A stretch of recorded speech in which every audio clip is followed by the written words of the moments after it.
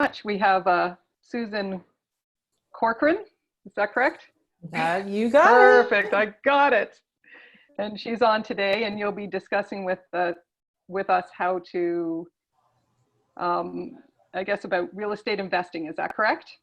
What kind of stuff do you have for us today? We're really focused on helping our Keller Williams family, our Keller Williams agents, sell more properties and supporting their families and building their own portfolios through investment properties. And so the things that we're going to be talking about today are really about how agents can go back to their existing database and offer them an alternative to just their principal residence. So as we get started, I'm just going to ask everyone if you could please mute yourself unless you want to ask a question. So I'm super happy to answer any questions that you have. A brief introduction about myself. My name is Susan Corcoran. My husband Dan and I co-founded Keller Williams Complete in Hamilton, Keller Williams Complete Niagara, based out of St. Catharines. We own a property management company. We do agent marketing within our brokerages. Like, we do lots of things that are really around helping agents sell more real estate. Like everything we do, which is the Keller Williams model, especially as operating partners, is to help agents sell more real estate. So Angelique, I'm just going to ask you if you can, I just want to double check that when I say that I'm sharing my screen, that I am sharing my screen. Hold on, share a screen.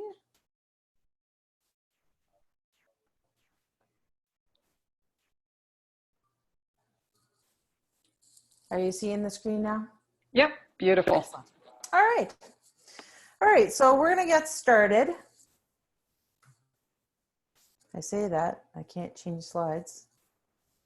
Okay, so as you're thinking about today, does anybody have anything specific that they would like to be able to get out of today's session? Any specific questions, any ideas that they had? Does anybody have anything specific that they would like to get out of today?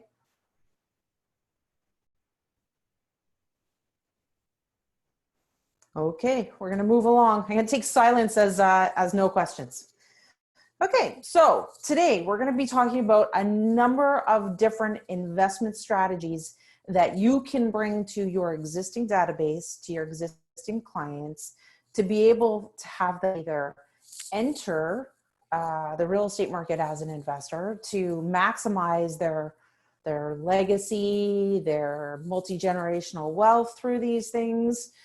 And we're going to be talking specifically about BRRRR, JV, Consortium, new construction, and rent to own.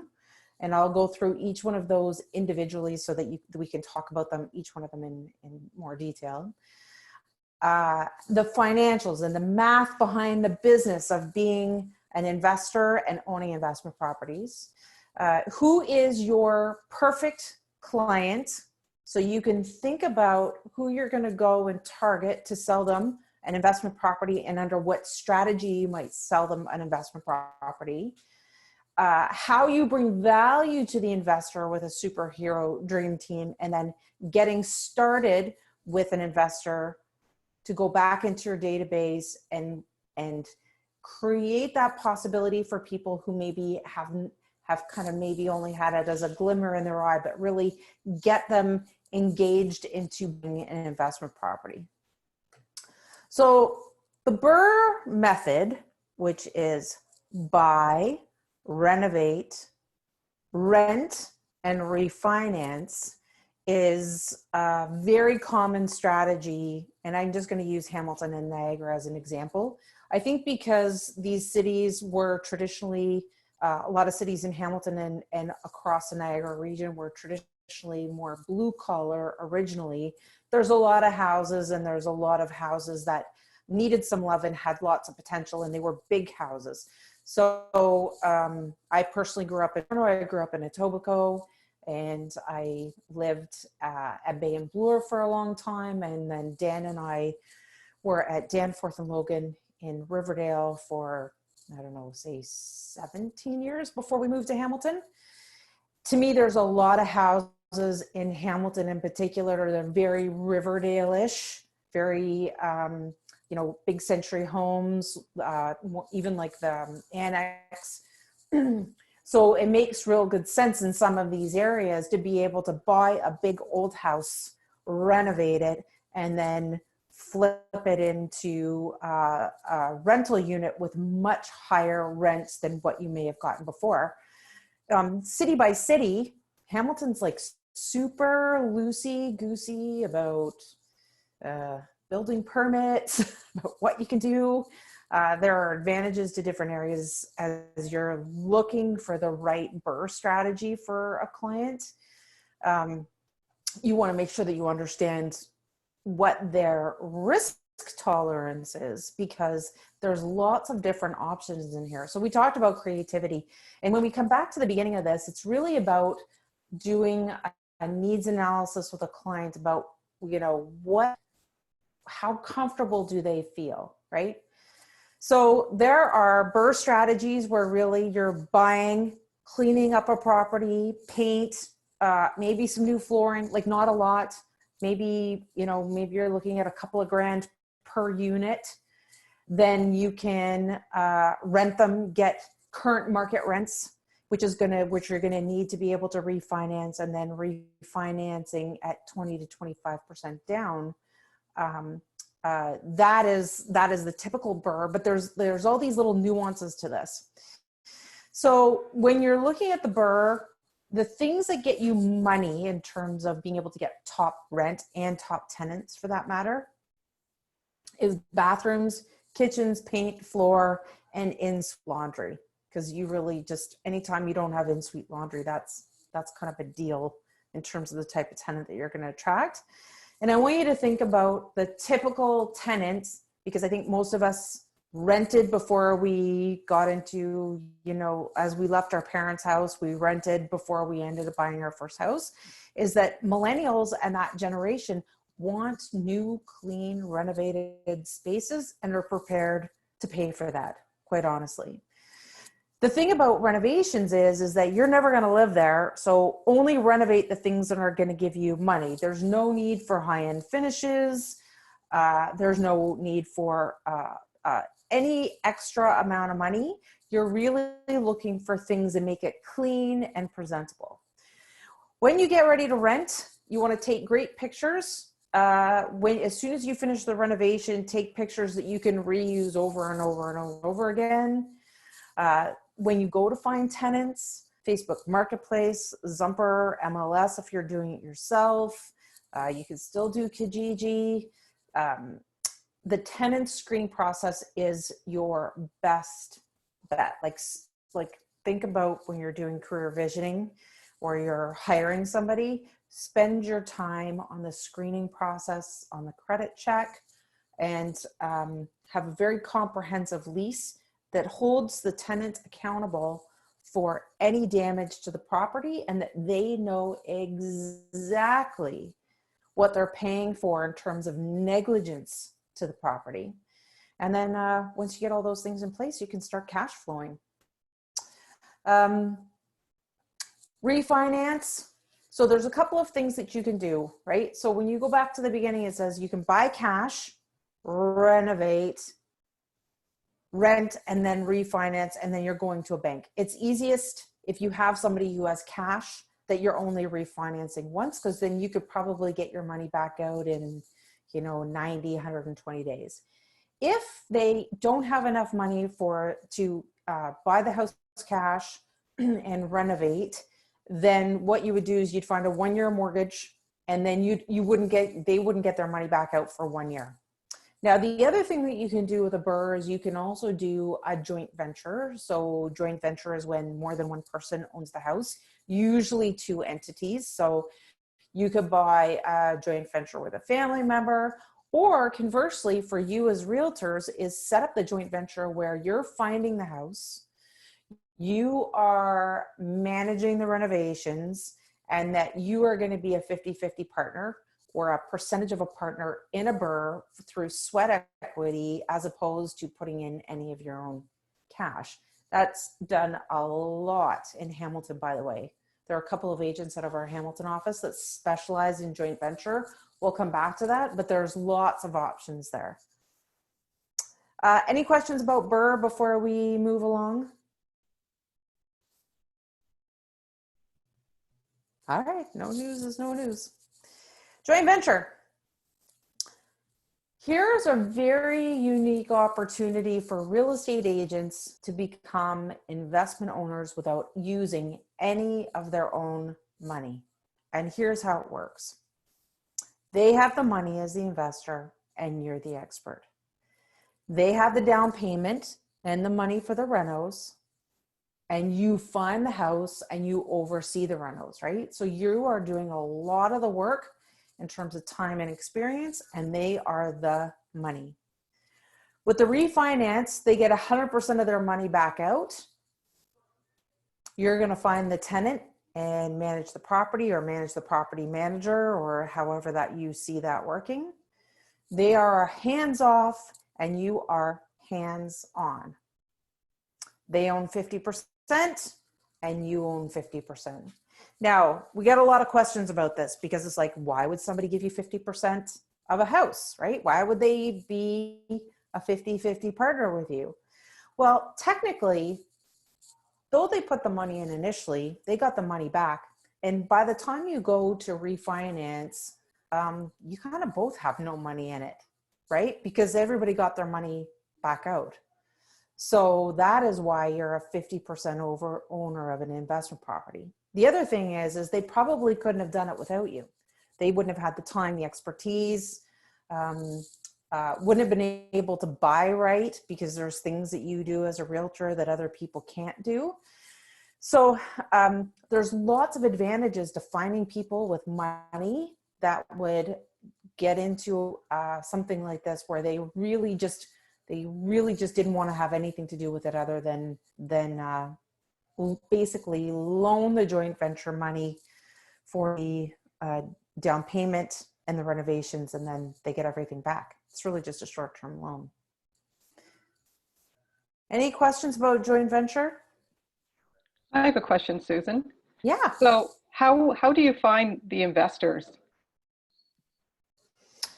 So again, this comes back to, I'm kind of going through the strategies before I go to finding the perfect client. And I will come back around to that. But there are people out there that feel like they don't, whatever their risk tolerance is, they don't feel like they want to be 100% on, like 100% on title for a property, right? It's, you know, it really kind of mitigates your risk when you're not 100% owner of something, right? So if, for example, the tenant stops paying, which can happen, is then, and there's a shortfall, they're not on the hook for the whole shortfall. Like you guys as business partners would have to pony up the difference. And, you know, honestly, 50-50 is what we see, because that's the amount of value that the investor is seeing back out of being able to get into a property and have it renovated and cash flowing. But some people do it a little bit differently. You could always, whatever percentages that anybody would feel comfortable with is entirely up to the realtor and the investor, or the relationship that they want to get into. How about Any other questions? Yeah, I have a question. When you say when they refinance, they get their money out. As a real estate agent, how can we guarantee that they'll get all their money out? Well, there's no guarantees. I mean, everything we're talking about today is really about buying right. So the messier the property, quite honestly, the higher the opportunity to get their money out, right? So hoarder houses, crack houses, like, you know, like those kinds of things where, you know, and I'm not going to speak to Toronto pricing. I'll only speak to Hamilton pricing or Niagara pricing. You know, like if you buy a house that is pretty distressed, right? So say you can pick up a rooming house, or something like that. Okay. And you can pick it up 200 grand and you're going to put 120 in. Yeah. it will finance out at $600,000 or $700,000, right? Like you get everything back and more. It's really about buying right. So there's Alex Powell, who's out of our Hamilton office. He does about 30 joint ventures a year. And they do like the really ugly properties. They do the really ugly properties because that's where the most profit is. A lot of people who are risk adverse are not going to be the ones who, like, they're going to be the ones who want to do a paint job and some new flooring, right? But there isn't as much of a lift on that because, you know, you paid for that when you bought it. The other thing is, and we know lots of people that are buying through wholesalers. So I don't know if you have those in your neighborhoods, but here we have, you know, we buy our house for cash, no questions asked. I mean, in the States, they call, like Williams calls it, an iBuyer program, basically, where they never even look in the house. They just offer you an amount of money that is very below market rate. And if people take it, they take it. So, I mean, as a realtor, and you know, you have somebody who wants to be joint venture and you're not so concerned about getting paid on it because you're going to be a 50% owner of the property, you might be dropping letters and cards at the houses that have the boxes piled up in front of the windows, and, you know, someplace that looks, well, you guys all know what a fixer upper looks like, right? The worse, the better, really. It's hard to find those in Toronto now, in the nicer neighborhoods.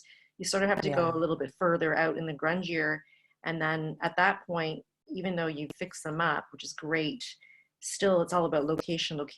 And then that affects, you know, the tenant rent too. So it's all in proportion, right? Like, I want you to think about that is if you buy a house and you pay less for the house because it's in, say, a B neighborhood, and you're getting, say, the equivalent of B neighborhood rents, but you're still cash flowing, it doesn't really matter if you're just looking at the percentages of cap rate, right? Mm-hmm. I think what's important is, I mean, I want you to think about Toronto, for example. Like when we lived in Riverdale, Leslieville was like the armpit of Toronto, right? Yeah, Dan used to sell houses down there that were, were $250,000, $300,000. And even then people would turn their nose up at it. And look at Leslieville now, right? Like there are sometimes advantages to buying in maybe a B neighborhood, knowing that the city in general is gentrifying at a compounding rate. We were talking about Mimico. Mimico I think is still one of the best deals in the GTA. I think it's crazy that you can live that close to downtown Toronto and the lake, and that it seems to be not Beach's price, right? Like, I mean, that seems crazy to me, but you see what I'm saying? Like, Mimico is going to catch up. St. Clair and Scarlett, that pocket too is pretty good.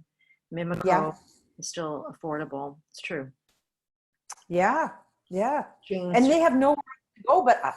Really, they really have no place else to go. And we talked about this, right? The landlords and the investors are never going to live there, right? They're never going to live there. And if you think about some of those areas that you're mentioning, and we're talking about who the potential tenants are, the potential tenants are going to go, I can have this beautiful, clean, newly rented unit in Mimico or Scarlett Road, or I can live downtown and pay, more money for a shoebox. You never know.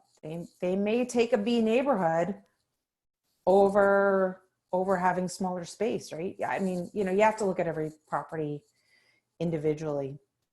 But I mean, we're seeing as it gets more dense and more competitive downtown, we're just seeing more and more people buy B and C class, either neighborhoods or not even neighborhoods, cities. So Dylan Suter, who's the president of YP, he's doing joint ventures primarily in Sudbury because they have a very low vacancy rate. He can pick up houses for dirt cheap.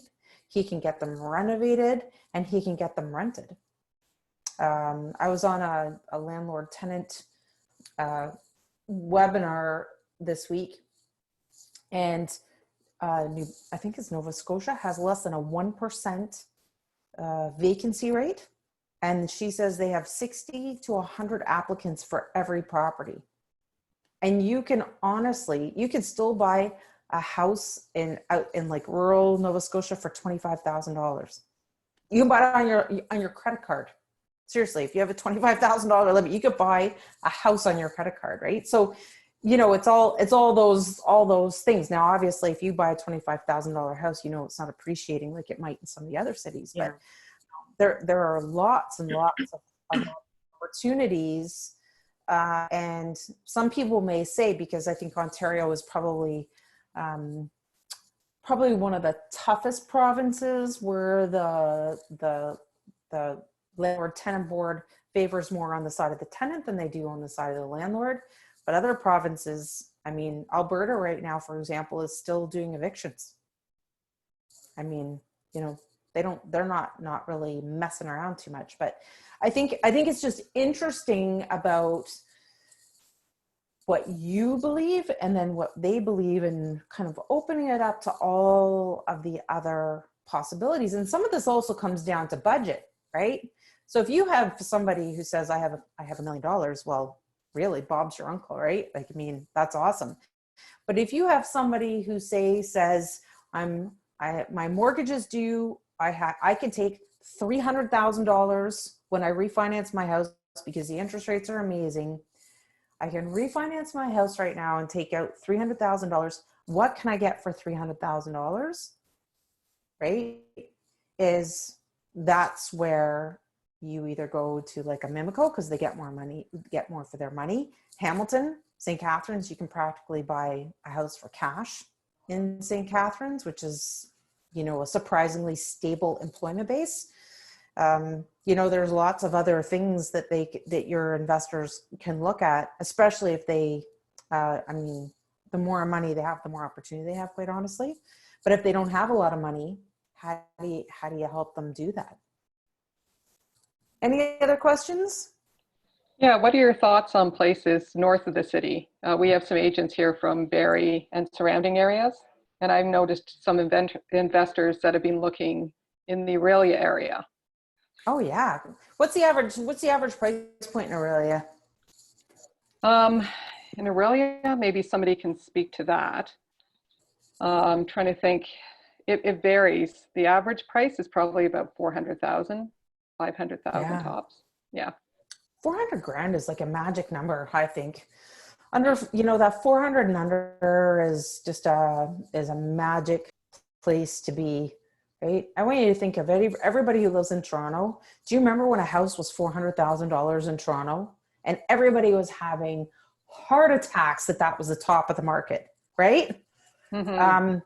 I mean, a lot of those places, look at Barrie. Barrie's exploded. Think about Barrie 5 or 6, 7 years ago. Hamilton, same thing, exploded. 5 years ago, you could buy a big Victorian duplex for, you know, 250 grand all day long. And now they start at 600, 650, right? I mean, I'm just saying, like, you kind of can't go wrong at the $400,000 mark. And they usually will cash flow, right? Depending on what you can get for local market rents. Yeah, that's awesome. Yeah, I think the most important thing is understanding what the vacancy rate looks like, and also what the who are the top employers in those areas? How stable are those jobs, right? For somebody like, and I'll just use Niagara Falls as an example. Like, Niagara Falls is getting smashed right now. The casinos are closed. The hotels are closed. All the entertainment and restaurants are closed. Like, their employment base has basically imploded. Whereas St. Catharines, for example, the number one, I think 4 of the top 7 employers are education based. Colleges, universities, private schools, and of course the public school system. The hospital system is primarily in St. Catharines. And so if you look at a city like Aurelia, who are the employers and what's the vacancy rate? I think those are the things to look at when you're thinking about that, because you want to make sure that your tenants are employed. You don't want social services tenants. Yeah.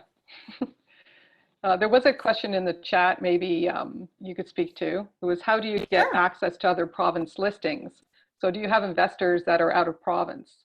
Do you do referrals? How do you approach Yeah, that? for sure, referrals. I mean, I think one of the best things about Connect is you have a huge referral network at the tip of your fingers. If you've never used KW Connect, you can search for local Keller Williams agents. You can see their production. You can see what they specialize in. If you're looking for something in particular, I would suggest you reach out to the local TL there and ask them who they would recommend based on what it is that you're looking to accomplish. Yeah, so once you find a really great referral partner, I think that there's lots and lots of things that you can do. You can be a hero to your clients and your investors, who are then just in turn going to refer you more business because you made them lots of money. Awesome, thank you. All right, so we'll move on to Consortium, and this is a relatively new phenomenon that we're seeing more out here. It's probably been going on elsewhere, just maybe more not as prominently.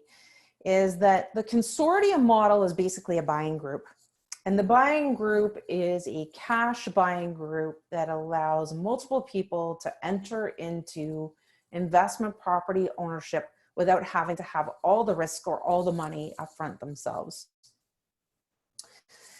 It is easy to do, takes some effort. There's a little bit more heavy lifting than just selling somebody a house. For you as an agent, there's an opportunity, again, for sweat equity and to have ownership where you don't have to put any money in. And so the way a consortium works is you are setting yourself up as a corporation, just like you'd set up any other corporation. So the most important part is to make sure you have a really great lawyer and accountant to help you through this, and also that you have a really great shareholder agreement. So think about, if you were going to set up a company, how many shares would you have and how much would each share be worth? And of course, how much money are you trying to raise?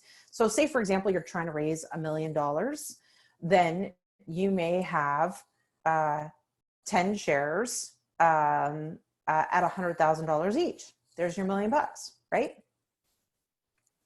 So you would just go out and you'd find 10 people who would be shareholders in a corporation. They would give you $100,000, and then you would go out and buy property with that, preferably cash, build up some sort of equity as a corporation. Once you have equity as a corporation, you can then borrow against the corporation, especially if you have profit in there.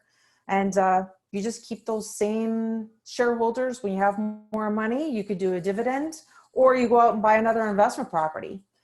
Over time, it's such a long-term play on the consortium. I mean, over time, you refinance your properties, take money out and buy more stuff, right? Like, I mean, really, you just have this big, beautiful buying group that you lead, control. You're selling the houses, you're buying the houses, so you're getting paid as an agent, and cut yourself in either for a management fee or alternatively for sweat equity shares, so that you can make dividends if you want to do it that way. But more importantly, that you have a long-term income stream that rewards you for the things that you're doing for these other people, which is making them lots of money. Any questions about consortium?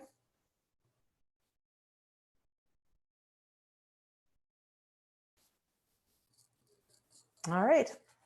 Again, all of these things that we're talking about, it's all on the buy. You really want to find those properties that are undervalued or need some love, because that's how you're going to be able to get the most lift or the better valuation on all of these things. If you are thinking about doing a consortium, again, I really strongly suggest you have a really great lawyer who's going to write you a beautiful shareholder agreement that protects everybody. The shareholder agreement, if you think about it, is like a prenup. It's not that you plan on getting out of business with people, but it happens. And so you want to have the expectations set up front about how you get out of business with people.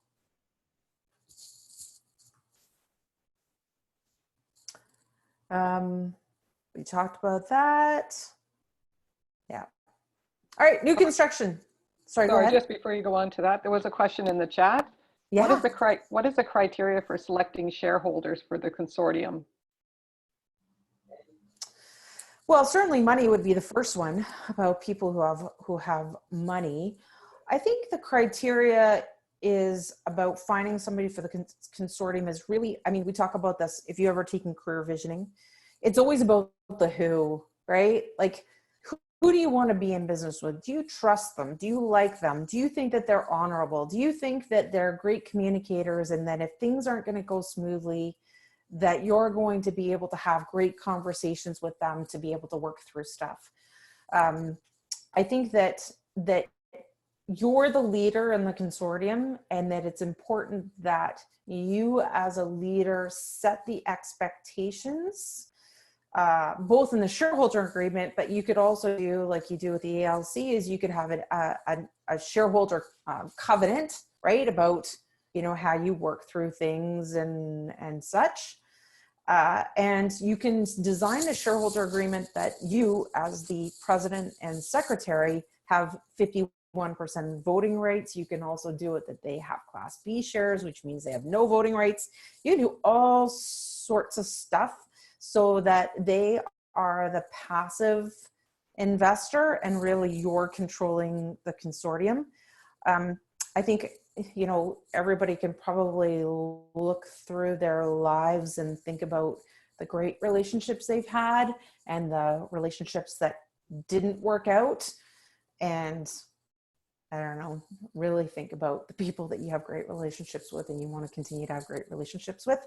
And those other people, it's just not worth being in business or in a relationship with some of those people.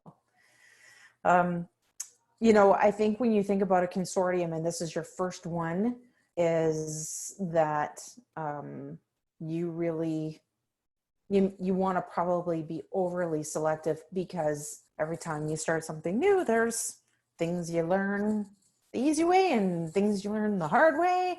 And you want to be in business with people who are forgiving and understanding when, you know, sometimes things aren't going 100% right. And I also think you have to think about, again, how much money you want to raise, because money is going to be how you get into the game. Any other questions about consortium? All right. New construction. So new construction is super interesting because there are things that are happening in new construction because they're considered a risk, quite honestly. For a lot of people, they're considered a risk, especially if you're buying before the project is built. So when you think about it, people show up, you know, there's like a new neighborhood being built. A lot of people won't buy from plans. They will only buy once they see the color of the brick. Like they really won't even buy from an artist rendering. And so new construction is an investment strategy from the standpoint that a lot of new construction doesn't require a big amount down, depending on when the construction's being built, and you have a longer time at it. There's an opportunity for the market to go up from the time that you actually bought into the project to the time that the project is built and the valuation of the project, that you can either assign it, make sure that that's in the contract that you can assign it, that you can certainly flip it, of course. You can rent it because everybody else in the neighborhood may have bought it at a higher rate. You can joint venture it. So for example, like Dan and I bought a townhouse in Smithville. Yes, Smithville, the chicken capital of Ontario. And it is North Grimsby, beautiful little town, you know, on the edge of wine region. It's anyways, so we bought a 2,000 square foot townhouse for $400,000 facing a park. And we put $40,000 down because we were one of the first people to buy in the project. And phase 2 is already selling for $450,000. So already we've made $50,000. The other thing is when you find a good mortgage broker, because we're going to talk about mortgage brokers a little bit later, as we find a good mortgage broker, there are some mortgage companies that when the project is finished and you have to get a mortgage, they will give you the mortgage on the appraised value, not on what you paid for it. So you can make money on the buy. So I will use our example. We bought a $400,000 unit, $40,000 down. It's going to say it's going to appraise out at 450 once it's built. We can leave all the money in it and avoid CMHC, or we're already going to get our $40,000 back out again to reinvest. And that was within 1 year. So there are opportunities to help investors get into new builds. And I'm sure Aurelia has some of that.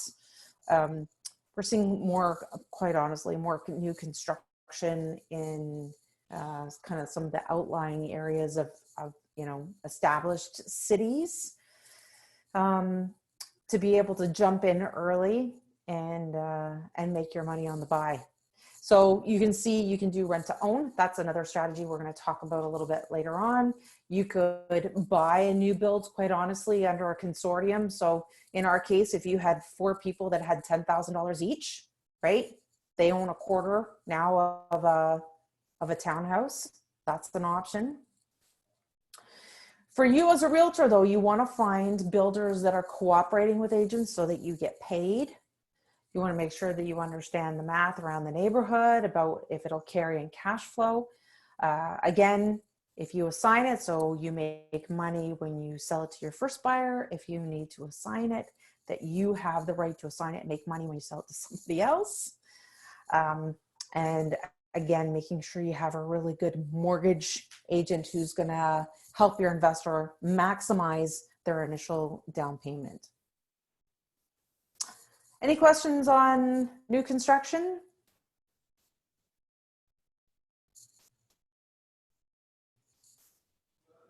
Sorry, I think there is a question in the chat here. Sure, sure. So most builders are giving VIP access with discounted prices for top new construction agents, especially in Toronto. Any advice on how a new investor can compete with this? I think, so I guess it depends on the builder, right?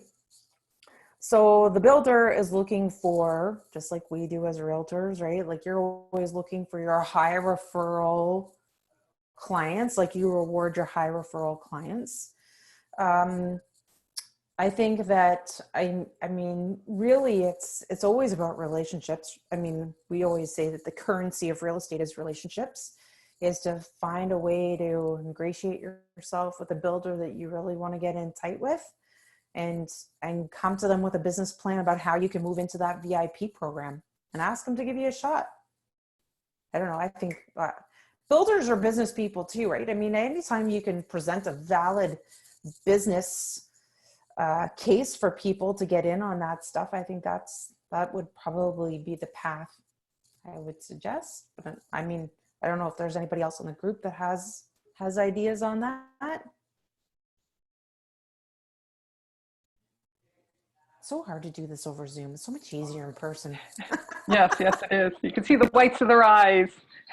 That's right. Oh. Yeah, feel free, if you have any questions, you can unmute yourself or just type it in the chat box. Yeah, I would love to hear somebody else's voice than my own, honestly. Of course, Angelique, I love to hear your voice. I'm just saying that it's so much more fun when it's interactive as opposed to feeling like you're just talking, right? Yes, for sure. I feel your pain. I feel your pain. I don't have a question, but just so you know, there are other people on the other side of the screen. So we are here. Yeah. Thank you for that. Thank you for that. New construction, I think it has a risk again, because you don't know what you're buying. It's not like buying an established neighborhood. When you're thinking about your clients, what kind of risk would they be prepared to tolerate, knowing that they're never going to live there?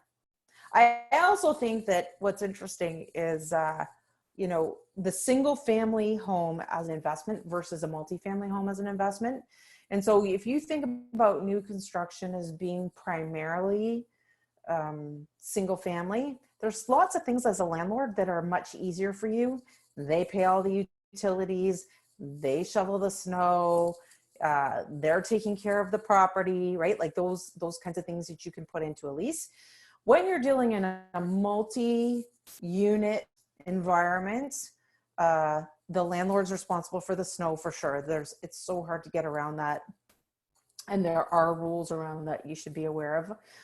The other thing is you have to make sure that the whole house is metered separately, because if not, then the landlord's on the hook for that. And there isn't as much control over your costs when you have to pay for utilities. You know, the other thing is, of course, when you have single family, you could be on the hook for the amount if they don't pay. If you have a multi-unit and one unit isn't paying, then the other 2 units or 3 units or 1 unit is also still contributing towards rent. I mean, it comes back to everybody's tolerance. You may be able to attract a better tenant with a new build with a family than you might with a, you know, 3 units in an older home, including, you know, people that have basement apartments, right? Yeah, and you were talking about, like, you need to figure out what your ideal tenant looks like. Yes, Yeah. for sure you do. For sure you do. I mean, I know for us on the property management side, we use Neighborly for credit checks. We credit check every adult who's going to be living in the house, and every adult has to be on the lease. That way you have more recourse in terms of collecting rent. We do creep. I mean, thank God for social media, because you can creep people, and we do. Like we had some prospective tenants that were going to rent a house from us personally, and it was 3 guys, and they were all in a band. It's like, oh no. There's no garage band going on in that house, and our neighbors are going to complain. And you know what I mean? Like there's, you know, if you're like anything, if your place is priced properly, you're going to have people who want to live there. If it's nice, people want to live there. So you have the opportunity to be picky. So, Yeah. Susan, I have a question. This is Ash. Yes. William Advantage. Hello. Hi, how are you? Thank you so much for Good. this. This is actually, it's a great information I was looking for a long time. So what is the resources that we can find a new development ahead of time with a good reputation builders that we can trust them? First, this is my first question. Second question, is any way that we can analyze the area for the development, that we can know the potential of the development in this area for generating income? How do you mean, like new construction development, you mean? Yes, let's say it's a new development, new construction, new subdivision. Yes. It's gonna change in a few years from now. So we wanna invest in this area, wanna invest in these builders. So how we select the builder, how we evaluate the builders. Second, how we evaluate the subdivision and the area in that city, or whether the city itself. Sure. Well, I think builders are one of those things that you, depending, like if they're not in your area and they're outside of your areas, to rely on other agents that would have grassroots kind of dealings with them. If they're in your area, I mean, we all can sleuth Google and the internet to see what their ratings are. You know, it is challenging with builders in particular, because you know, we've seen builders come and go, and I think there's a lot more protection now for consumers than there ever has been on the builder side. If you are looking at, I mean, again, carry-on warranties are wonderful. Everybody has a carry-on warranty when they have a new build, which is an advantage for a landlord, because if there is anything that goes wrong, there's really more protection. It's almost even better than a resale building, because you know, you do a pre-home inspection or a home inspection, they're just catching the surface stuff. But with a carry-on warranty, the builder is responsible for replacing and remedying all of those things legally.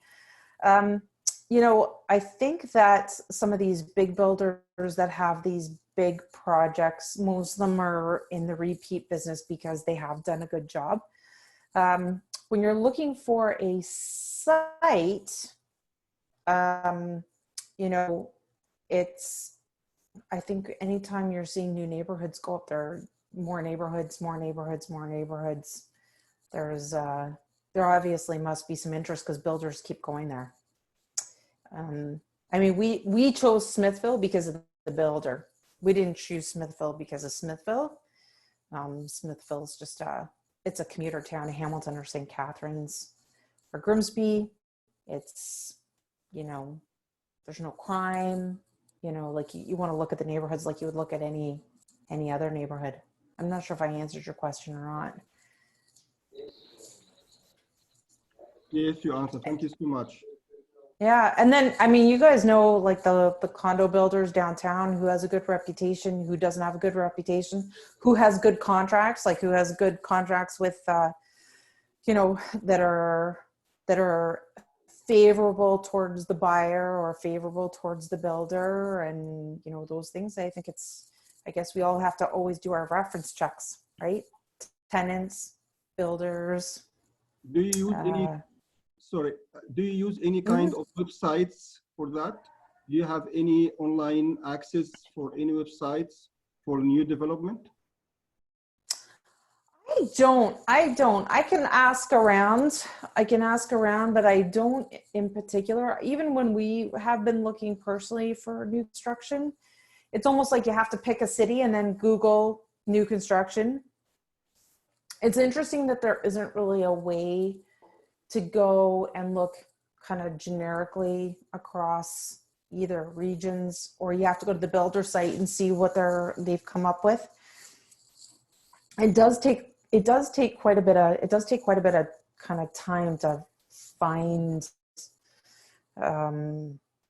that stuff. I think, you know, I'm going to come back to your investor. When you think about your investor and what it is that they're looking to accomplish, then going and finding a builder that might meet that, because again, you know, in some of these areas you can buy a townhouse for 400 grand, and some of these areas you can't even show up without having 400 grand as a down payment, right? So it really also depends on how much money people have to spend and what they're looking to do with the property. So again, I personally think that $400,000 mark is a good mark. Again, Aurelia, Sudbury, I don't know, Niagara region, like those are all good spots, because I don't think you can go wrong with a $400,000 home investment these days, regardless. I mean, if Toronto was a crystal ball about where all these cities are going, you know, they're only going up, even in a quirky market like we're in right now. So there's a couple other questions in here for you. Sure. From Obi. Yeah, great. What's the max number of units in a Plex where I can still have the owner move in 1 year as a way to avoid rents falling behind market value? You'd like to avoid subsidizing tenants with landlords' money. Sorry, ask me the question again. Sorry. Okay, yeah, so maybe Obi can speak to that. I can, yeah. Sure. Yes. Hi, Suzanne. So Hi. let's say, I think it's a limit of either 3 or 4 where you actually can give notice as a landlord and move in, not evict the tenant, but after, let's say after 5 years, the rents are really low and you're losing money or you're not maximizing your profits. And I still like to have this mechanism for me or the clients where they give notice, they move in legally 1 year, tenant goes, and then they rent at the new rent values. But I think it was a limit for the moment it gets 4 or 5, you can't do that anymore. Yeah, I'd have to get back to you on that. It's on the landlord tenant part. It's all about complaints, right? You know that, right? Like, I mean, if you say you're moving in, you are gonna move, to take, that you're moving in and you're going to take over. It's really about, if the previous tenant complains, you just have to have everything documented that, you know, you did move in, your stuff was there. Of course, you're gonna move in. That kind of stuff. Yeah, and then it's like owning two condos, renting one, living in one, giving notice, and flipping between them, moving yourself. Just, you know, what if somebody decides to stay 20 years? You've seen the rents really fell behind a lot, and we may have some hyperinflation soon. And another thing, if this Plex is owned by a corporation, will any of those partners in the corporation will qualify as coach the owner and give notice to tenant, and one of them could occupy and have tenants? That's a good question. Yeah. Yeah, that's a good question. That's a good Tanya question. here, Yeah. Tanya here, I can answer that question. Oh, good. Corporation, you cannot give notice for owner's own use. Thanks. Good to know. Good to know. Listen, there's lots of strategies to move tenants out, right? I mean, there's lots of strategies to move tenants out. Most of them involve cash, right? Like buying them out, giving them enough money to go somewhere else. You know, those are typically what we're seeing is financial motivation for them to move along. The other thing is that, you know, when you're screening tenants and you're looking at where they are in their lives and their, you know, kind of where you see them going, like it's a young couple, they're not married, they're probably not going to be there long term, right? Like the rent is a transition. If you have basically lifelong tenants, those are the ones that you're going to go, you know, they could be here for 6 or 7 years and they are not going to be able to keep up with current market rents. And so there's just things that you can look at. So for example, new construction, because I'm on the new construction side, the new construction, there are some some builders who will let you do changes to new construction so you can build for student housing. And one of the advantages of student housing is that they flip over, right? Usually every 3 to 4 years, because once kids go into them for a second year, they stay until they finished university. So they're not moving every single year. They're hanging on to them. And so you have new tenants basically every 3 or 4 years, which means you're not having to paint every year or change things out. But you can get a builder, see if a builder will build you a student housing friendly type of unit where there's more bathrooms or the rooms are done in a way that is more conducive to student rental.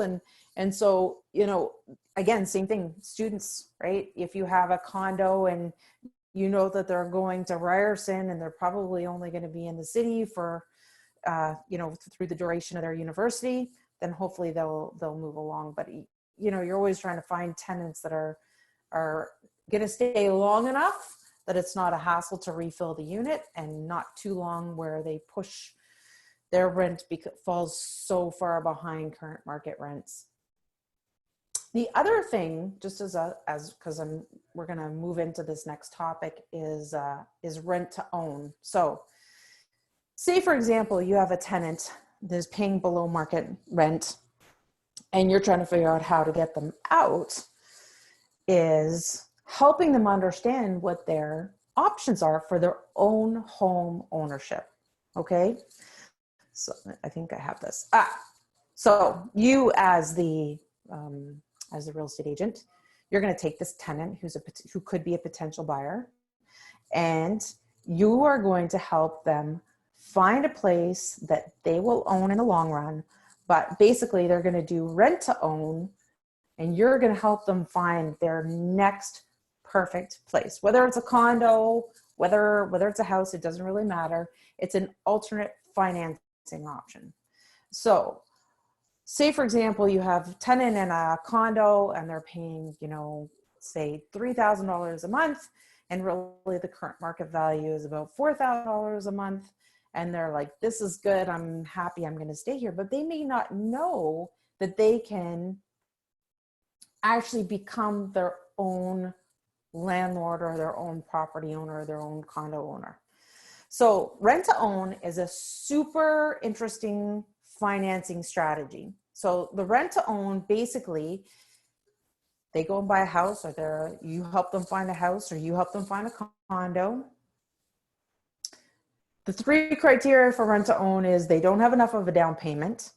They may be hard to finance because maybe they're a server or a hairdresser or somebody who makes a lot of their money through cash, not necessarily showing what's on paper.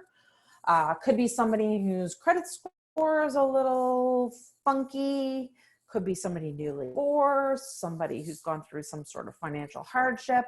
And if you look at those, any combination of those three things, is the rent to own option is good for an investor. So if you have people who want to invest money, it's guaranteed against a property or a unit. And for the tenant, they can actually get into a house at the cost that it is now, right? So the current, whatever the current buy-in price is, they're paying a little bit more per month to help them get to the down payment. They set the buy price at the end of the term. So say, for example, it's a 2-year term and they're going to rent for 2 years. And at the end of the term, if the house was $500,000, at the end of the term, it's worth, say, $520, because you're going to use current kind of natural inflation of what it's worth. They set it. And then in between there's actually a path for them to save up the down payment, get their credit score up, work with a financial coach to be able to get to the point where when they get to 520, when they get to the end of the 2-year term, that they're going to qualify for typical financing and they already own the house. So you as a realtor have sold the house. And in the case of this person that you're trying to get out of a rental unit, you've helped them graduate right from tenant to home ownership. It's such an interesting financial model. There's a company out here called Jag Properties that specializes in that. So they'll shop the paper in terms of having private investment money, but they also work with realtors very closely. Again, the realtor brings the property and the buyer, so you get paid. They're just doing the financing. Does anybody have any questions about rent to own? I just wanted to mention that there's another company in Toronto, Clover Properties, that does rent to own as well. So you just have to do your research and make sure you're working with a reputable company as well. Yeah, absolutely. Absolutely. There's someone, Susan, that you recommend working with. I've asked a mortgage broker that I work with what his thoughts are with rent to own, and he's like, he hasn't really seen a great strategy, so he doesn't deal with it. But I do think there are win-win situations for them. So it's just a matter of having the right setup. Is there someone that you'd recommend? Yeah. So this company, Jag Properties, that is primarily out here, it's JAAG, and I can send that along afterwards. They do a whole coaching strategy. So they aren't just, kind of taking somebody's money. They are coaching them through the process to help them get to traditional financing, right? They also find that when they find that when they do the coaching, they have a much better outcome for everybody, right? The person who gave you the private financing money, as well as the person who is doing the rent to own. One of the things that they also focus on is making sure that the person who's doing the rent to own or the future owner really understands that it's their house and that they need to love the house and care for the house like they own it right now. It makes it easier for the transition and really has that deep commitment from them on following the path to financial success. That's awesome. And it can also work in, the advantage of having somebody who will set the price at the beginning of the agreement is also, there are times, you can think about how crazy the market's gone, is there are times where, say they bought the house for $500,000 and they were gonna, at the end of the 2-year term, they were gonna pay $520, but really it's appraising out at $570. They as the rent to own get the benefit of the lift, which is fantastic, right? It is just a financing option. Okay, that's awesome. Thank you. No worries. Any other questions? There is, All right. sorry, there is one here. Yeah. Asking if you could give And, well, I don't know if you have an example of a Schedule A that they could attach to the agreement of lease with good clauses to protect both the landlord and tenants. Do you have any specifics? Yes. Okay, So I have a bunch of stuff that I want to share with everybody. perfect. One of them is a draft of a joint venture contract that should always be vetted by your lawyer. So let me put the disclosure out there. We're going to go through an Excel spreadsheet, which is a property analyzer that I would love to share. And I can also share clauses in terms of a lease, like a good lease that is very comprehensive. Happy to send all of those things out. And then any other people that I can introduce you to, builders, rent-to-own companies, like anybody who's going to help you sell more houses. That's really, again, coming back to what the goal is today, is to help everybody who's on the call today to sell more houses and make it easier to go back into your database to sell houses. All right, I wanted to show you the BRRRR we did in Hamilton. So B neighborhood, by the way. So listed for $500,000, $499. We purchased it for $455. It had been overpriced, quite honestly. Like it had been probably $30,000 to $40,000 over really what the market was. And this was after the first price drop. I think it was listed at like $535, went down to $499. The listing expired. We found out from another agent at our office that the listing was expiring. It's in Hamilton. The property's in Hamilton. It was a Toronto owner. They just didn't want to deal with it anymore. So we picked it up for $455. Closed in August of 2018.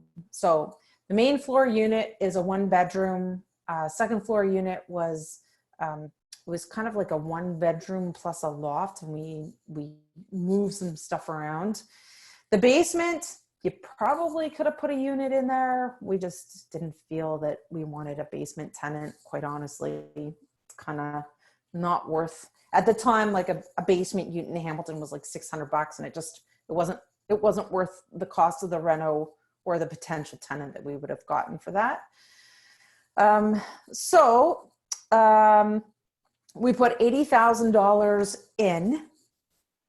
So we put in on the second floor a new kitchen. We moved the kitchen. We moved the kitchen from one of the bedrooms into the common living room area. So now it was a full 2-bedroom plus a loft because it's the second and third floor. On the main floor, we put in a new kitchen, new bathroom. We also put in laundry on the second floor and a new bathroom, new paint, new laminate flooring, cleaned the place up. Now, we did put new windows in. The windows were sketchy. We knew we were going to have to put the windows in eventually. You can see by the front of the house, it was covered in vines. It was like a big hairy monster. It was like flowing in the wind. It had like a life of its own. So we took all the vines off, and it was already starting to damage the brick. But when you took it off, then the windows looked 5 times worse than they really were. So one thing we learned through having a really great 3-foot circle is on the renos. First of all, we were budgeting $50,000 and ended up with $80,000. So just assume that whatever you're budgeting is probably going to may find some savings and may find some pitfalls. But one thing that we did is Home Depot. If you have a Home Depot card, you don't have to pay for 6 months if it's over like $400 or $500, right? About every other month, they do an incentive where you don't pay for 18 months. So we took out a Home Depot credit card. When the 18 months came up, like the don't pay for 18 months came up, we bought $25,000 worth of Home Depot gift cards. And then we just used them to buy the appliances when we needed them. We gave them to our reno guy who would go and pick up supplies at Home Depot with the cards. We kept them in $500 increments so we could hand them out as we went along. And so we basically had $25,000 we financed over 18 months at no cost to us. That was one of the tricks that we picked up during this this reno. So it was vacant. We were able to put brand new tenants in at current market values. There is a high demand in Hamilton for new, clean, renovated units. And so with 25% down, we positively cash flow, which is really, really our goal. And since then, second floor tenants are still in there, as we've also flipped over the main floor unit and increased the rent from the first tenants to the second tenants. So this is the main floor unit before.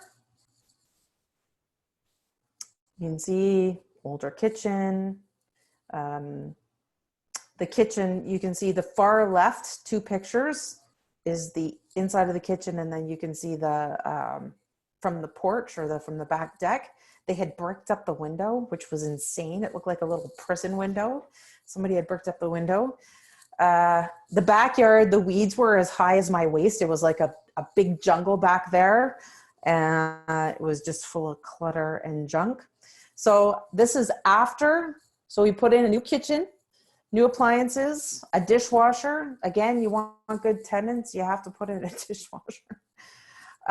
We broke open that window. I don't know if you can see it back there. We broke open the window, put in a nice big window, lots of light, renovated, put in some new light fixtures. We painted the brick on the fireplace. You can see the new windows, new bathroom.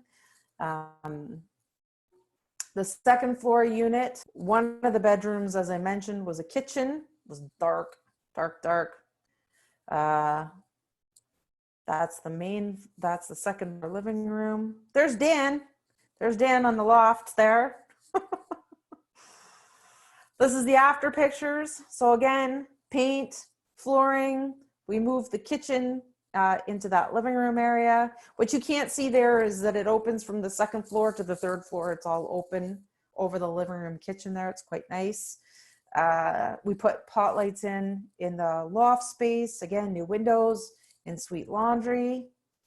And now we've had that property for, will be 2 years in August, and we positively cash flow. And different than our other businesses, we can actually make money when we're sleeping, as opposed to all the effort that we put into all of our other businesses.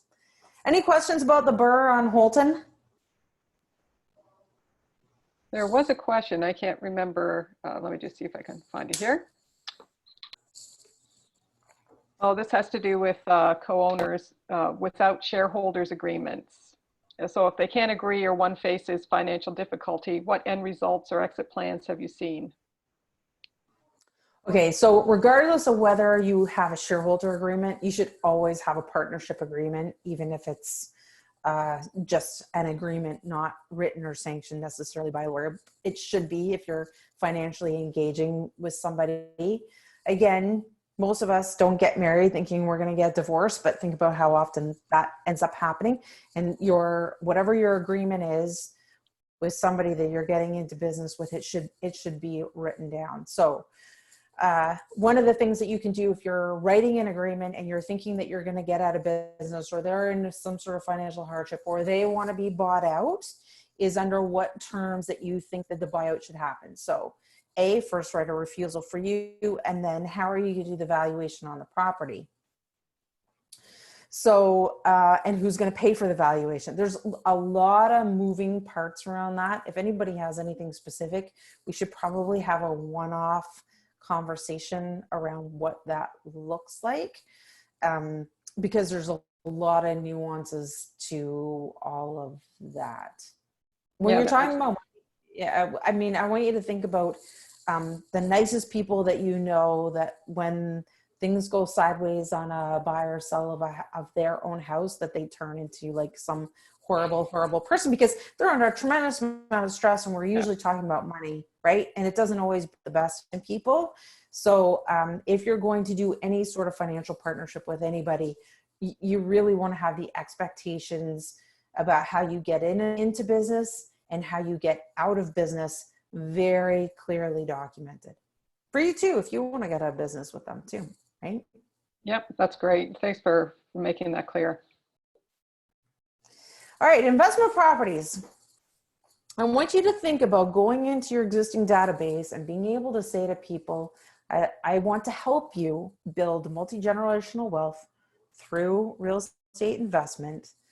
And here's the math, right? Because this is a business. It's a business. So you're helping them understand the business of owning a property.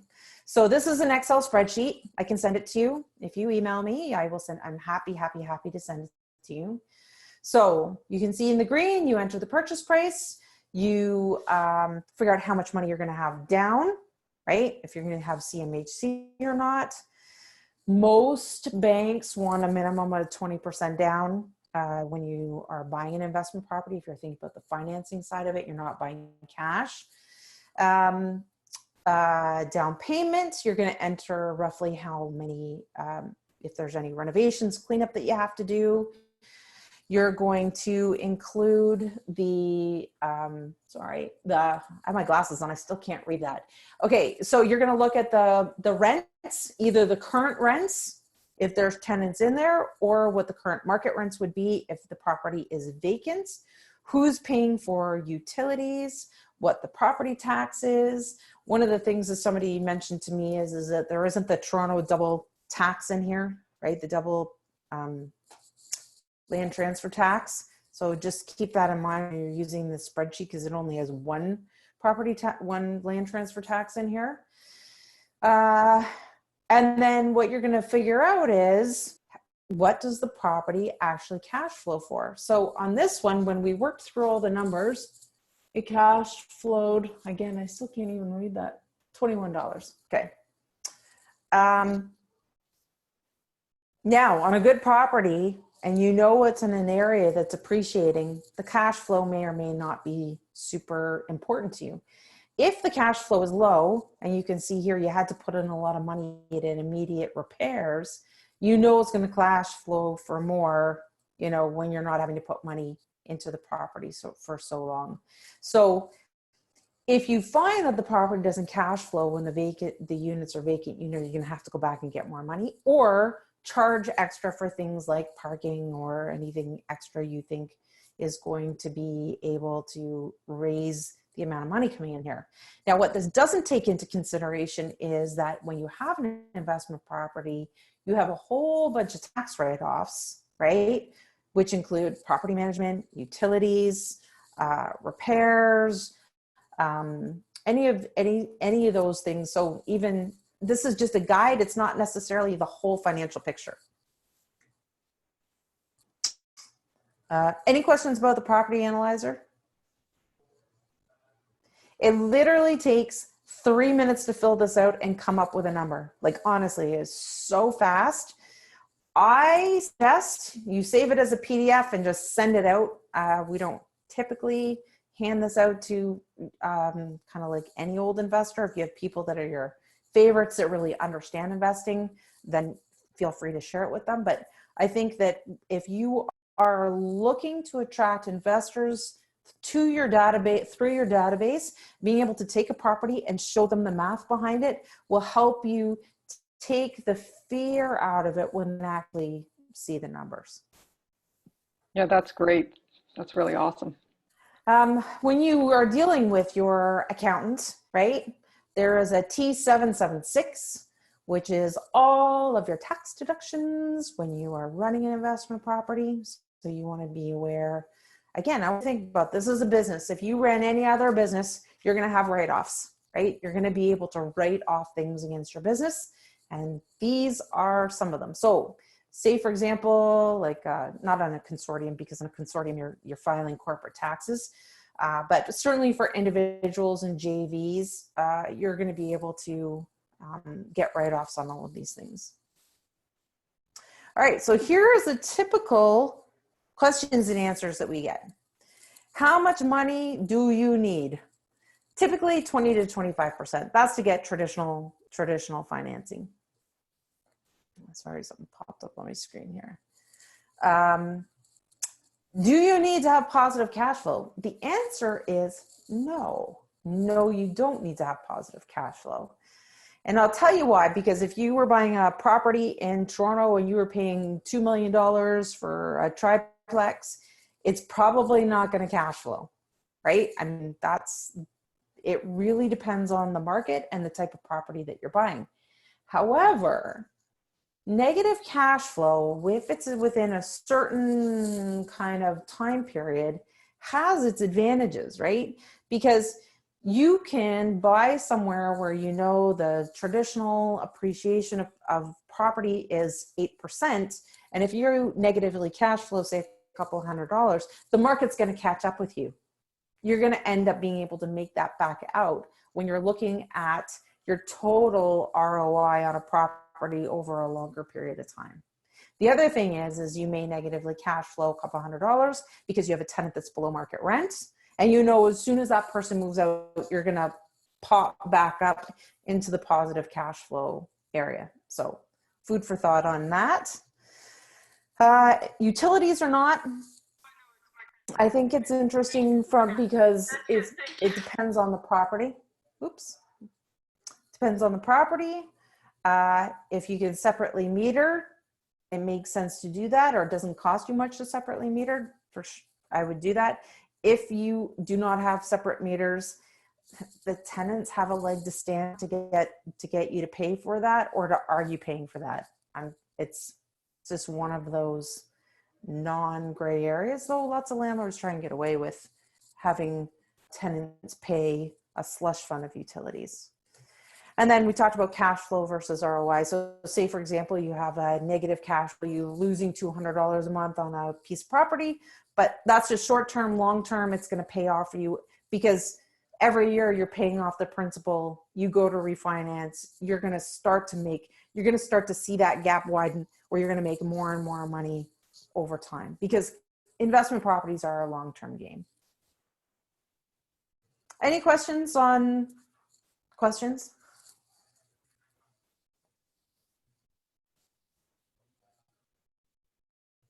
Oh, sorry, had to unmute. So there was a question here, and why does a tenant not pay water? Not That's sure. in a landlord tenant. Yeah, that's a provincial ruling. That's yeah, I don't know. I think it probably comes down to specifically more multi-units that you can't separate the water. The other thing is that when you have any kind of property, sometimes it's not the tenant's sole use, which would mean that you can't make them pay for it. So, you know, like using a hose, or, you know, the landlord's using, or, you know, the other tenants are using something, there's no way to separately attribute costs specifically to a tenant on that. Yeah, that's interesting. All right. So who is your perfect customer? Like, who is your perfect client in your database that you could go to right now and say, I have an investment property for you? So if they own their own home, when is their mortgage coming up? And I think you got to lean on your mortgage broker friendlies right now, and because there's a win-win in it for them. If they have a client whose 5-year mortgage is coming up, and they have a kind of an idea that they have a good amount of money that could come back to them if they refinance, is that with the refinance, because I don't think a lot of mortgage brokers make money on the refinance, but maybe they do if they're taking it to another financial institution, is the mortgage broker has the opportunity to get a new mortgage on the investment property. So it's good for you and it's good for your mortgage broker. Do they have money in other investments? Well, right now, if they have money in the stock market, that's a hard no. That ship has sailed. There's no point in having that conversation. There are ways that people can loan money out of their RRSPs. That ship has also sailed for right now. That would not be nobody would sanction that as a good move right now, because everybody's RRSPs would be down because of the stock market right now. When the market's good and stocks are going great, that is a really, really great option. So what you can do is you can self-direct your RRSPs to an arm's length mortgage. If you don't know how to do that, I know a couple of mortgage agents I can introduce you to who really do understand how to make that work. It's super interesting. It's also, you know, private money lending if people are looking for a secure way of loaning money and making money, because typically self-directed RSPs as a private money mortgage are getting between 8 and 10%, which is pretty fantastic. Better than most people are getting in their traditional RRSP vehicles. Anybody who's asking you about investment property, who's kind of like giving you any subtle buying signals. Anybody says, you know, my brother just bought an investment property, and they're just kind of sniffing around or in curiosity around investment properties. If they're currently renting, right? Because really for first-time home buyers, their opportunity is to get into a multi-residential property, take the place as one of the tenants and rent out the other unit to help them carry the property. That's another way of moving people onto the property ladder. And also demographics, right? So people who have great careers, certainly out in the Hamilton area, Sandy McKay, he has the #1 investor blog podcast in Canada. His business partner is a former York Region detective, and they sell investment properties into the police as a demographic, because they have stable jobs and they often have, you know, they qualify well for an investment property. And so if you look at teachers, police officers, firemen, like anybody who has like these like lifelong jobs, they make really good qualifiers for investors, even if they're not buying it themselves. Or if they have other assets, right? Those are the other people that you're looking at. All right, any questions about who's your perfect investment client? Just think about your database. Go through your database in your mind, or start thinking about people in your database. You know, they've lived in their house for 20 years. They probably have some money in the equity of their house that they could repurpose into an investment property, right? Like those are the kind of people that you're thinking about, and with the goal of getting them into curiosity about investment properties. So what stops people from becoming investors? Money, time, not really knowing where is a good place to buy, not sure how to get started, not sure who to trust. You know, I tell you as an investor ourselves that fear is a liar. I can think of when we lived at Danforth and Logan, we had a detached 1,400 square foot house, and the neighbor had a semi that was in 3 units, and we could have bought it, and the fear stopped us. The fear of, what if the tenant doesn't pay? You know, how do you get financed? You know, dealing with tenants. So we didn't want to deal with tenants. Like all of those things stopped us back then. We've been in Hamilton, it'll be 6 years in July, and coming to Hamilton changed our lives, obviously, because we own 2 market centers now, and the Hamilton market was what Toronto was 20 years ago, and having the Toronto lens out here was super helpful to us. Is that even when we bought our first investment property, I mean, we wanted to throw up every day. Like every single day we would have stomach aches or insomnia or something. And we had a really great 3-foot circle around us who talked us out of that, our comfort zone, which kept us where we were, kept us in the same financial position, kept us staying where we were afraid to take risks. And we had a really great 3-foot circle that helped us get that first step. And once we did the first time, it was like, okay, we're going to be okay. Now we get it. Now we know. And so in 6 years, we bought 6 properties, right? We never had that opportunity, because Hamilton's a lot cheaper, by the way.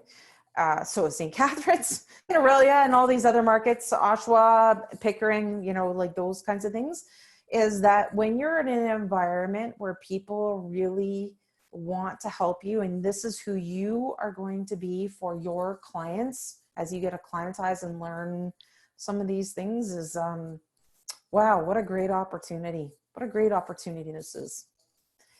Okay, so you're the solution to every single fear, hesitation, to helping people step outside of their comfort zone, to help them achieve all the things that they've ever dreamed of achieving. If the fear or the objection is money, you can find the money. I will tell you that you talk to anybody out there, there is money out there. Maybe it's not your money, maybe it's not, the other 5 people's money, but there is money out there. And I'll tell you, talking to Alex Powell, who does 30 joint ventures a year, that means he owns 50% of 30 houses with no money in, that he can find 30 people every year who give him money. There are people with money. There really are. You need to have a really great mortgage broker. You need to be able to have access or know people that can give you private money, who can help you with those things. The other is they don't have any time. Well, you're the time. You're the sweat equity. You're the one who's going to help them find properties and help them on the buy side, because honestly, the buy side is where you make the money. When you have to buy below market in order to really make sure, and that's how you share your expertise and develop more referrals out of the whole process. They're not sure how to get started. Well, you're how they get started, first by getting pre-approved, right? And then you're going to help them find a property. Might not be right away, but you're going to help them find a property, and you're going to get them into investment properties. And I tell you, once they buy one, they will want to buy as many as they can. They do. It's like an addiction. It's like a high, right? And they don't have the knowledge, and you have the knowledge. You know your local real estate market. You know lots of people who are going to be able to help them get through this. Now, the knowledge part, right, is about the other value adds that you bring, right? Because you're the expert in real estate, but you need to bring other experts along with you to be able to bring a whole value proposition around the investment property. So this is you. You are the superhero. You're going to help them find a property. You're going to help them negotiate the best deal. You're going to make sure a cash flows, and you're going to bring along your dream team with you to make sure that they have the best possible outcome. So big one is the finance person. Honestly, you have to have a rock solid mortgage person who's not going to be doing this for their own best interest, meaning that they're going to put you with National Bank because they get more money from National Bank instead of with the best possible solution. You have to have somebody who's really about your client and not about how much they're getting paid on the deal. Because really with investment clients, it doesn't matter if it's December, it doesn't matter if it's August, it doesn't matter if it's an up market or a down market, they're going to bring consistent deals because it's a business and it's not emotional. And you really need to have somebody who's going to be a really good finance partner for all of your investment clients, right?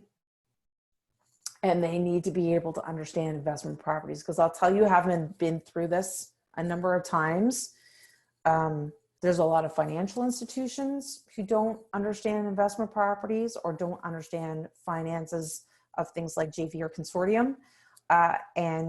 There's a lot of mortgage agents who don't have enough experience in investment properties to push things through.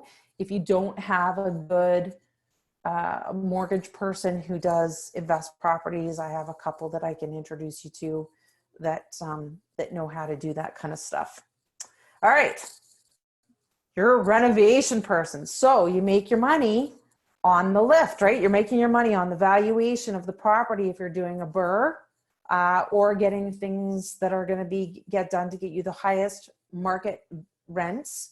And man, they have got to show up on time. They have got to be on budget. They've got to give you solutions, and they have got to get it done under the timeline that is this is what you need, especially if you're doing a BRRRR, right? So if you've had somebody who bought a house for cash and they need to renovate, get it rented so that they can finance it, they have to be able to do it all within a very specific time frame. So what we do is we have, for our property management company, we have a Burlington, Hamilton, and Niagara database that we run, and we have a spreadsheet of every single category: plumber, electrician, landscape, snow removal, you name it, kitchen guy, floor guy, painter.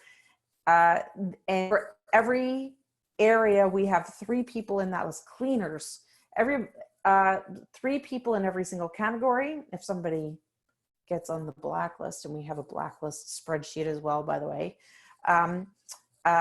we really do. And if you keep giving people business, they're going to treat you better, right? Especially if you have some properties, the more business you give to people, the better that you move up, and you have better relationships with them. So renovation person is really key. And if it's not necessarily a renovation, it could be a handyman.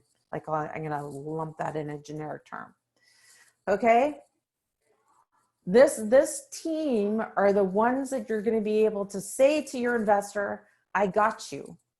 I got you. Whatever your fear is, there is nothing to fear, because part of my value as your realtor is that I'm going to get you the best finance person, and I have a dream team around me that's going to make sure that any objection, any fear that you throw at me, I have a solution to it, and you are going to sleep at night, and you're going to make money while you're sleeping. So if you think about the current COVID, I really hate even using that word. I feel like it's like Voldemort. It's like the name that you don't say, is that right now, the silver lining of what's going on is that probably most of us have more time than we've ever had before, and space to think, to reflect, and to build relationships with these types of people that are going to help us sell more properties now and in the near future, and then in the long term. So here's how you get started. First of all, know the numbers, right? You want to be able to use the property analyzer to figure out the math on any single property that you're going to end up showing to a potential client, or that you're going to socialize to your client base. So there's my number and my email. You can email me. You can find me on Facebook, friend me on Facebook. I'm happy about that too. And I'm happy to share this with you. Now what you're going to do is you're going to market a cash flowing property to your database, right? So the goal is to get people into curiosity. You're just trying to start a conversation, because when you start a conversation, it's the next 5 conversations that are going to lead to you selling a property. So here's an example of one of our agents in Hamilton. This is the teaser he puts out. We put out properties as well through our property management company to help real estate agents sell more real estate. But it's all about starting a conversation. So legal duplex, 4 levels, completely done, in-suite laundry, ask me, and I will share it with you, right? You're just trying to engage people. If you're using command, you can do this in an 8x8. You can send it out via email. And the idea is to go wide, meaning show your database, Facebook, Instagram, email, that this is the type of service that you offer to your clientele, that you know what you're talking about, that you have the math, that these properties make good financial sense because you are their trusted advisor and advocate in real estate. And then once people start asking you questions is where you go deep, right? You're going to go deep into conversation with people about doing a needs analysis. Tell me about your interest in investment properties, you know, like You know, do you know anybody else who has investment properties? What has been their experience? You know, what do you see as your long-term goal for investment properties? Asking them lots of big, beautiful questions as you're building rapport and trust with them, so that you can start showing them properties with the proper amount of math. So we publish, you know, your kind of average ROI to help people understand really where they get bang for their buck. You can make money in every single market if you buy right and you have good tenants, but you can make money in all of those areas. So you can see Toronto, the average rent versus the average house price, right? You're looking at a 4.2% return on investment. Obviously, the most lucrative that we've shown here is the Welland area. I don't know what it is about Welland. Welland's like one of those like little Bermuda triangles where people feel very comfortable renting there. And we have some agents that have properties there, and the tenants are literally knocking on the door while the contractor's there, wondering if they can see the property before it goes on the market. It's crazy. It is crazy what's going on in Welland right now. Niagara Falls, these numbers were from last year. So before the kind of changes to the service industry and the entertainment industry, those numbers will probably fall in 2020 for Niagara Falls for sure.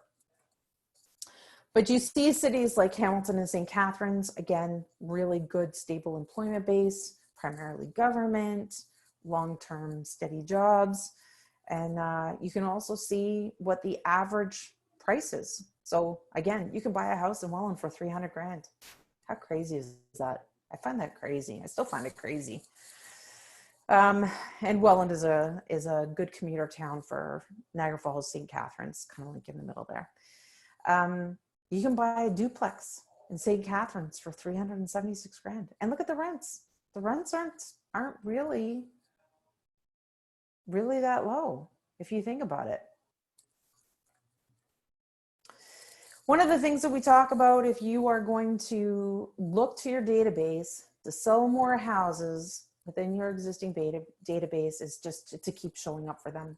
Keep showing up with properties that make good financial sense, that you're talking to people about what the upside is, and that you're there again as a trusted advisor in real estate to help them with that journey, with the goal, like with all of your clients, is to have clients for life, right? And to help other people make money through real estate.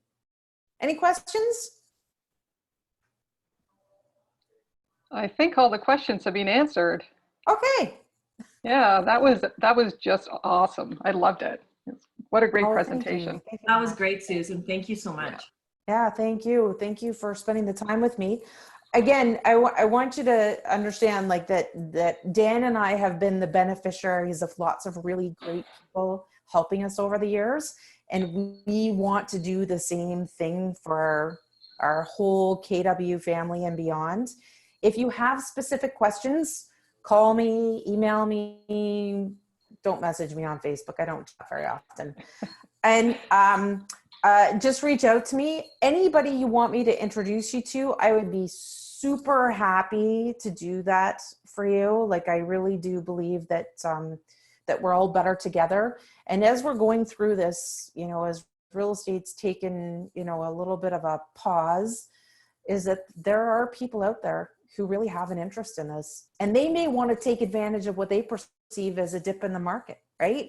You think about Warren Buffett, right? About, you know, buy low, sell high. People with money right now are looking to buy. This is the conversation that you can have with them. And again, Winston Churchill says, never waste a good crisis, right? As investors, they could be looking at this as an opportunity to be able to get into the market at a price point that makes sense. And along with that, I know you touched on this a little bit, but where do you find new investors right now?